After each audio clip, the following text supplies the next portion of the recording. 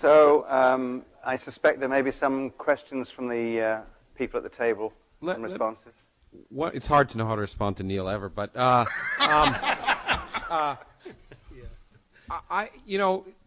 question that you asked about why 15% disturbs me a little bit, because this other presumption that scientists are somehow not people, and that they don't have the same delusions, and they're, how many of them are pedophiles in the National Academy of Sciences? I don't know how many of them are Republicans. And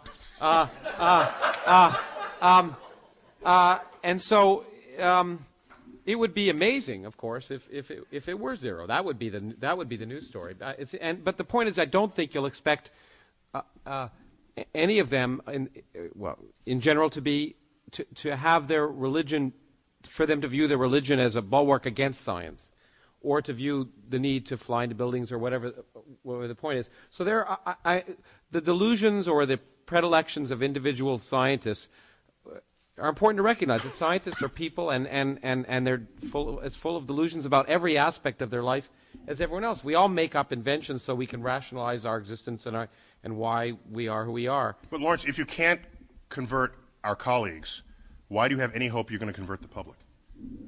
I don't think we have to convert those people. They're fine. That's the point. They're doing science. They're no problem. That's why. I don't understand why you need to do that. The figure is actually, I believe it's 7%, not 15%. Yeah. It's even worse in terms, but it's in a way it's sort of irrelevant, like you said, how many of them are also conservative or liberal. From a social scientist's point of view, it's just what are the different variables that go into somebody's belief system. So at the end of my book, Why People Believe Weird Things, the last chapter is called Why Smart People Believe Weird Things, which is the harder question to answer. And the short answer to that is because they're better at rationalizing beliefs they arrived at for non-smart reasons. Which is to say, most of the beliefs that most of us hold, you arrive at because you were raised that way, or you were influenced by peers or mentors, or there's some psychological comfort to it, or whatever. But because we live in the age of science, you're supposed to justify your beliefs. So you using the after-the-fact reasoning, you go back and look for reasons to justify it. And smart people are just better at that. And not just in religion, they're better at rationalizing why they're conservatives or liberals or whatever economic ideologies they support or whatever, across the board. And but really, from a social scientist's point of view, there's obviously a relationship between education and intelligence and religiosity. It goes down. It does. It absolutely goes down as education goes up. There's a reverse correlation. It's undeniable in study after study, and it's just one of many variables that you would look at like that. So there's obviously something going on there that's meaningful. Can I interject quickly that what we don't often see is the effect of your education level subtracted out of the effect of being a scientist in your likelihood of being religious. So in other words, we say we say this 40% figure for the nation's scientists, but we don't, and all scientists in that study have PhDs. So we have to ask, what percentage of PhDs in any field are religious? That number is less than the figure for the general public. And so you're already sort of halfway there just by having the PhD in any field.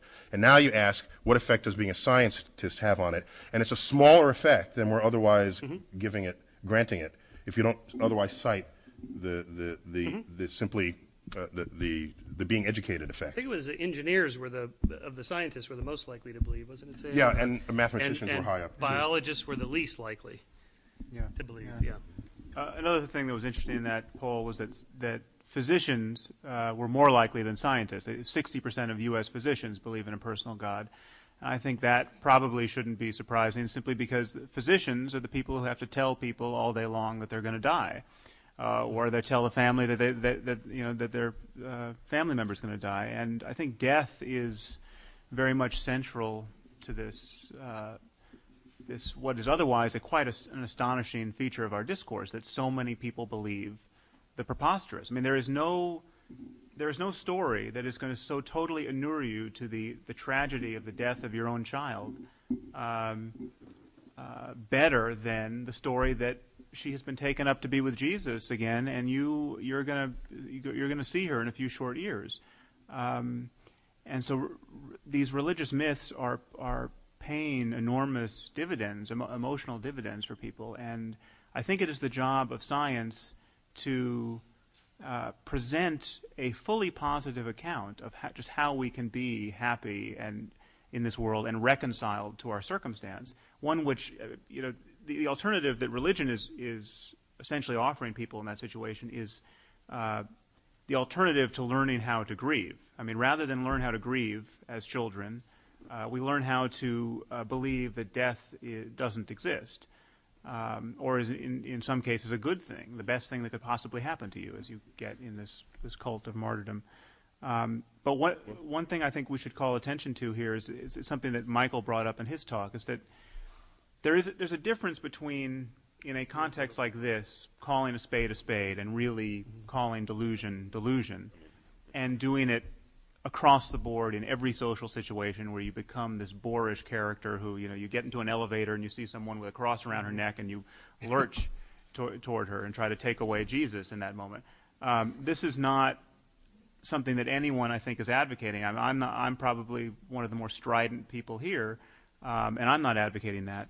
But I think that even here we are suffering the taboos that I'm trying to call attention to, and I know Richard quite eloquently and for many years has been calling attention to, the taboo around criticizing these esteemed religious myths.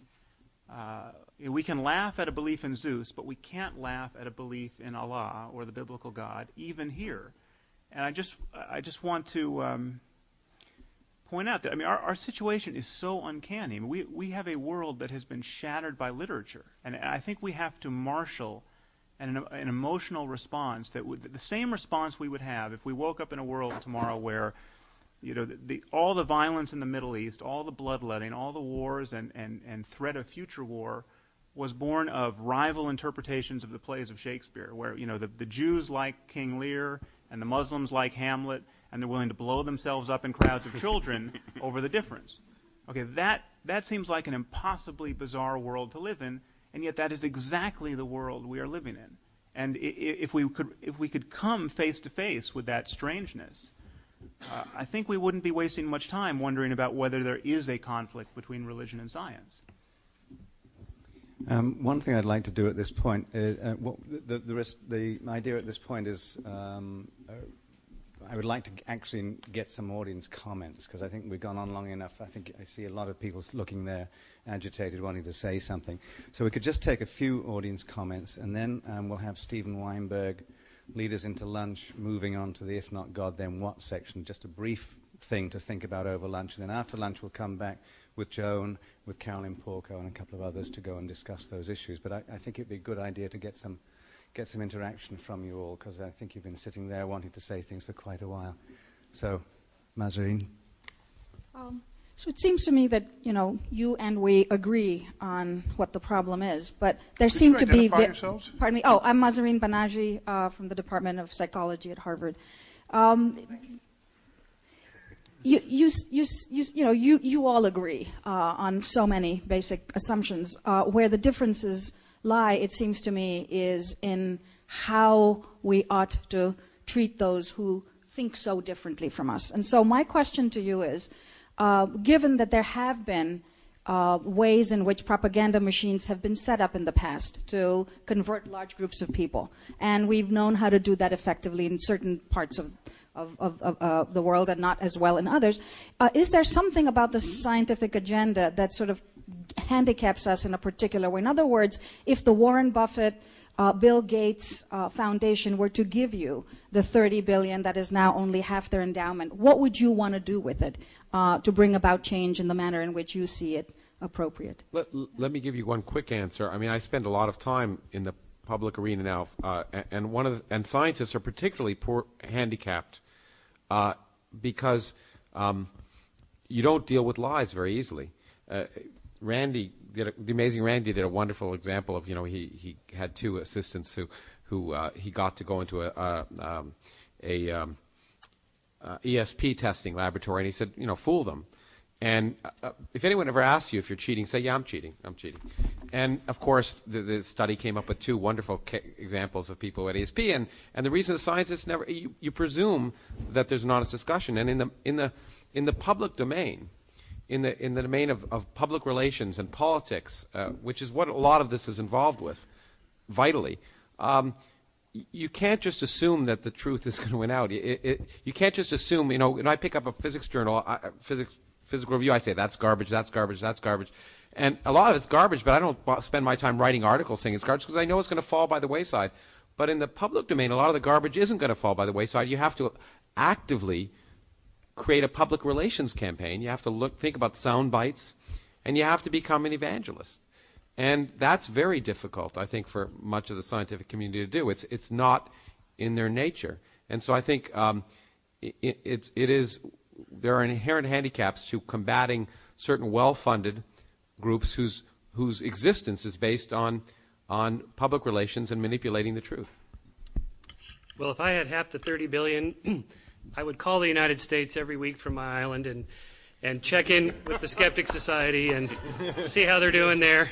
And although it's true, Neil, we can't talk people out of their religious beliefs any more than we can talk them out of being conservative or liberal or any belief system they're behaviorally committed to. But we can offer something else and let them come to it in their own good time. I thought of an analogy of this just a couple of days ago in I think it was in the LA Times calendar section of one of the Variety movie papers. They were running ads for all the awards for the upcoming film festivals, and every one of them at the top says, "For your consideration." And then there's the ad for the film and all the good things about the film. So in a way, all the books that we write and articles and so on, in a way it's saying, for your consideration. Here, think about this. Richard's idea of consciousness raising, it's not that we're going to convert people, but here's an alternative. Try it on. Sometimes I'll say, just try being an atheist for an hour and see how it goes. And you can always back off or try it for a day or something like that, and just see it how it goes. You can't force it to happen, but it can happen if there's something available. So our job is just to make it available, something appealing.